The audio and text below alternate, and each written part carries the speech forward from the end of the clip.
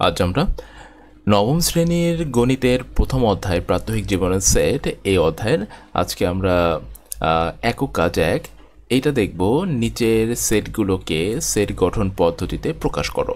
তো যেটা রয়েছে সেটা হচ্ছে তালিকা পদ্ধতি। আমরা যদি আবারও বলি তালিকা পদ্ধতি আর গঠন পদ্ধতিটা কি? তালিকা পদ্ধতিটা হচ্ছে আমরা সেটের উপাদানগুলোকে দেখতে পাবো, আর গঠন পদ্ধতিতে সেটের শর্ত, ধর্ম বা বৈশিষ্ট্য দেওয়া থাকবে, আমরা অ্যাকচুয়াল উপাদানগুলো দেখতে পাবো না। তো এখন এইখানে যে কাজ দেওয়া হয়েছে সেখানে কিন্তু আমরা দেখতে পাচ্ছি সেটের উপাদানগুলো দেখতে পাচ্ছি। তো এটা হচ্ছে তালিকা পদ্ধতি। তো চলো আমরা এখন এটাকে গঠন পদ্ধতিতে যাই। প্রথম কথাটা হচ্ছে যখন আমরা তালিকা পদ্ধতি দেখব তখন আমরা দেখব এখানে কি কি রয়েছে, আমরা এখানে যে সংখ্যাগুলো রয়েছে তাদের মধ্যে কি কি বৈশিষ্ট্য রয়েছে সেটা আমরা আগে একটু জানার চেষ্টা করব। তো এখন এখানে দেখতে পাচ্ছি রয়েছে হচ্ছে -28, -21, -14, -7, +7, +14, +21 এবং +28। তো এখন এরা কারা?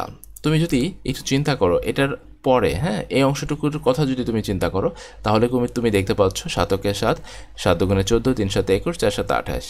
ঠিক তেমনিভাবে এখানে কিন্তু তাহলে 7 × +1, এখানে কিন্তু 7 × +2, এখানে কিন্তু 7 × +3 গুণ হয়েছে। তো ঠিক তেমনিভাবে এখানে কিন্তু নেগেটিভ আছে, তার মানে 7 × -1, 7 × -14, -2 এভাবে গুণ হয়েছে। তো যেহেতু এভাবে গুণে হয়েছে সাথে সাথে, সেহেতু এরা কি সাথের গুণিতক, রাইট? এরা হচ্ছে সাথের গণিতক। তো এখন এই গণিতক তো তোমার আরও আছে, 5 × 7 = 35 আছে, এখানে 5 × 7 -5 = 7 এবং -5 করলে তো তোমার আরও আছে, তাই না? তো এখন এখানে আমরা কি কাজ করব? এখানে হচ্ছে আমরা দেখতে পাচ্ছি লিমিটে দেওয়া আছে হচ্ছে -28 থেকে শুরু করে +28 পর্যন্ত। তো এটাকে আমরা কিভাবে লিখব? তো চলো সমাধানটা করি। তো এ সেটের জন্য এ সেটের জন্য তাহলে এক্স সাজ দ্যাট এক্সটা যেন, হ্যাঁ, এক্সটা কি? এই যে দেখো, এক্স হচ্ছে এক্স সাতের গুণিতক,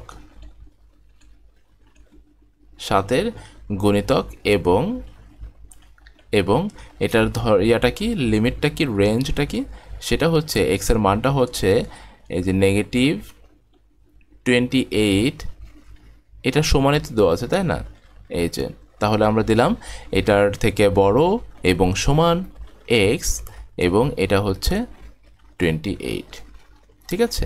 এই যে লিমিটটা দেখো, তাহলে এই লিমিটের আমি কিন্তু দুইটা শর্ত দিয়েছি, একটা হচ্ছে ছোট এবং সমান, এখানে কিন্তু বড় এবং সমান। তো এটা হচ্ছে উত্তর, কয়ের উত্তর এটা, হ্যাঁ। এরপরে খটা দেখো, ক্ষয় একটু কাজ আছে। খটা দেখো, খতে বলা হয়েছে 0, তারপরে 1, তারপরে 2, ঠিক আছে, তারপরে 3, তারপরে 5, তারপরে 8। একটু খেয়াল করো এটা কি, এটার ধর্মটা তুমি যদি দেখতে পাও, দেখো 1 আর হচ্ছে 2 এর যোগফলটা হচ্ছে 3, আবার 2 আর 3 এর যোগফলটা হচ্ছে 5, 3 আর 5 এর যোগফলটা হচ্ছে 8। তার মানে পরবর্তী যেটা সেটা হবে হচ্ছে 8 আর 5 এর যোগফল 13। এইভাবে কিন্তু বাড়তে থাকবে। এটাকে না ওই যে ফিবোনাকি সংখ্যা আছে না, ফিবোনাকি সংখ্যা বলে, ঠিক আছে? এটা হচ্ছে ফিবোনাকি সংখ্যা, এটা ধর্ম। তো এখানে আমরা বলতে পারি be x such that x হচ্ছে ফিবোনাকি সংখ্যা।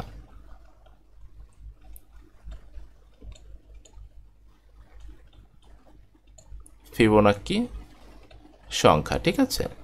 এটা হচ্ছে ফিবোনাকি সংখ্যা, এটাই শেষ। কেননা এইখানে অসীম দেওয়া আছে, আমরা কিন্তু তাহলে এখানে রেঞ্জ, এই যে লিমিটটা দিতে পারি না, ঠিক আছে? তো এটা প্রথমটা হচ্ছে 7 এর গুণিতক এবং এটার আমাদের সীমানা দিতে হবে। আর দ্বিতীয়টা হচ্ছে ফিবোনাকি সংখ্যা, এটার জন্য আমাদের কোনো সীমানা দিতে হবে না, কেননা এখানে কিন্তু এটা একটা অসীম সেট, এই জন্য আমরা সীমানা দিচ্ছি না।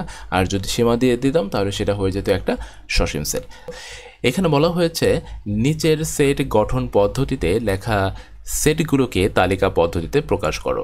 নিচের সেট গঠন পদ্ধতিতে লেখা সেটগুলোকে তালিকা পদ্ধতিতে প্রকাশ করো। তো প্রথমটা দেখি, ডি এক্সটা কি? এক্স হচ্ছে 5 এর গুণিতক এবং 30-এর চেয়ে ছোট হতে হবে। 30 কিন্তু হবে না, বলা হয়েছে 30-এর চেয়ে ছোট হতে হবে। তো এখন আমরা 5-এর গুণিতক কি সেটা আমরা একটু জানার চেষ্টা করি। 5-এর গুণিতকের মধ্যে তুমি যেটা পাবা সেটা হচ্ছে 5 নিচে, 10, 15, 20, 25, তারপর হচ্ছে 30, তারপর হচ্ছে 35, ডট ডট ডট ডট। তো এখানে তাহলে কে কে যাবে? এখানে যাবে হচ্ছে এই যে 5 থেকে শুরু করে 25 পর্যন্ত, কেননা তোমাকে বলা হয়েছে 30-এর চেয়ে ছোট হতে হবে এর জন্য, ঠিক আছে? 30-এর চেয়ে ছোট হতে হবে। তো এটাকে আমরা কিভাবে লিখতে পারি যে ক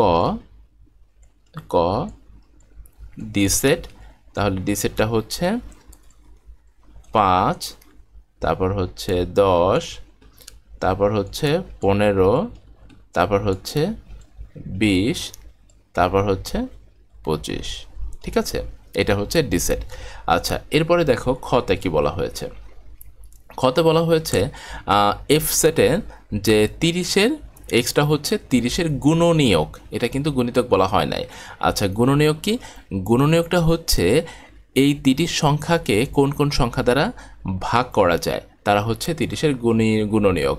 তো এখন গুণনীয়কগুলো আমরা যদি বের করি তাহলে 30-এর গুণনীয়কগুলো বের হবে হচ্ছে 1, 2, 3, 4 না 5, 6, 7 না 8 না 9 না 10, 10, 11, 12, 13, 14, 15 এবং 30, এরা হচ্ছে 30-এর গুণনীয়ক, ঠিক আছে?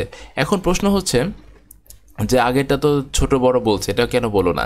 দেখো, গণিতক কিন্তু একটা অসীম সেট, এটা কিন্তু অনেকগুলা থাকে, আর হচ্ছে যেটা গণিতক সেটা এমনিতেই সীমা থাকে, এই কারণে এটাকে বলা হয় নাই। তো দেখো এখন খতে কি হবে? খতে হবে হচ্ছে এফ, তাহলে আমরা কত কত পাচ্ছি? 1, 2, 3, 5, 6, 10, এটা 10, হ্যাঁ 16 না, 10, 15 এবং 30 নিজে। আচ্ছা, এরপর হচ্ছে জি নাম্বারটা, জি সেট বা গ নম্বরটা। গতে বলা হয়েছে ধনাত্মক পূর্ণ সংখ্যা এবং এক্স স্কোয়ার ইজ ইকুয়াল যেন অবশ্যই 17-এর ছোট হয়। আচ্ছা, ধনাত্মক পূর্ণ সংখ্যা কে কে আছে? যদি পূর্ণ সংখ্যা বলতো তাহলে কিন্তু তুমি নেগেটিভ ধরতা, কিন্তু এখানে বলা হয়েছে, দেখো এখানে বলা হয়েছে ধনাত্মক পূর্ণ সংখ্যা, তার মানে হচ্ছে এই বরাবর যাবে 1, 2, 3, 4, 5, ওকে? তো দেখো এখানে স্কোয়ার করলে কাকে কাকে স্কোয়ার করলে 7-এর হয়, ছোট হয়, সেটা হচ্ছে 1কে 1, 2কে 2 দুগুণে 4, 3 3কে 9, 4 4 16। তো এটা 1 থেকে 4 পর্যন্ত, কেননা তুমি যদি 5কে নাও সেটা কিন্তু 17 থেকে বড় হয়ে যাচ্ছে। তো এইখানে আমরা বলতে পারি যে জি সেটটা হচ্ছে এই যে 1, 2, 3, 4, ঠিক আছে? এটা হচ্ছে জি সেট। এরপরে আসো ঘ নম্বরটা। ঘতে আছে হচ্ছে এইচ। আচ্ছা, এখন এই এইচ বের করার পূর্বে এখানে কিন্তু তোমাকে কিচ্ছু বলে নাই, শুধুমাত্র বলা হয়েছে যে একটা সমীকরণ। এখন এই সমীকরণ থেকে যদি থাকে আমরা এটা সমাধান বের করব। হ্যাঁ, এই এক্সের মানটা বের করব। তো এক্সের মানটা কি? তো চলো, x square plus 3x plus 2 is equal 0। তাহলে এটাকে আমাকে মিডল ব্রেক করতে হবে। তো x square plus 2x plus x plus 2 is equal 0। তো এখানে x কমন নিলে x plus 2 into 1 plus 1 common নিলে x প্লাস 2 ইজ ইকুয়াল 0, বা x plus 1 into x plus 2 is equal 0। সুতরাং x এর মান কত হচ্ছে? x ইজ ইকুয়াল -1 এবং -2। তাহলে এখানে উত্তরটা হবে x এর মানটা হচ্ছে -1 এবং -2, ঠিক আছে? যদি আমাদের এরকম থাকে তাহলে আমরা এটাকে এই সমাধান করে তারপরে x এর মানটা বের করব। তো আজকে পর্যন্তই, দেখা হচ্ছে পরবর্তী ক্লাসে। ততক্ষণ পর্যন্ত নিজের যত্ন নেবে। আল্লাহ হাফেজ।